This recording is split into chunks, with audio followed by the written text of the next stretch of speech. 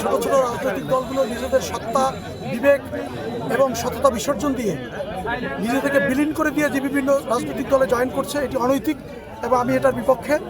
এবং আপনারা জানেন যে গলাচিপা 10 মিনিট আপনার স্থানীয় সাংবাদিক, আপনারা এখানকার মানুষের সেন্টিমেন্ট জানেন, এখানে মানুষের রাজনৈতিক নেতাদের জনপ্রিয়তা জানেন। সুতরাং আমি বিশ্বাস করি যে এখানকার স্থানীয় বিএনপি এবং স্থানীয় সাধারণ মানুষের প্রতিনিধি হিসাবেই আমি এই নির্বাচনে অংশগ্রহণ করেছি। দল যে সাংগঠনিক ব্যবস্থা নেবে সেই সাংগঠনিক ব্যবস্থা আমি গ্রহণ করে এসেছি।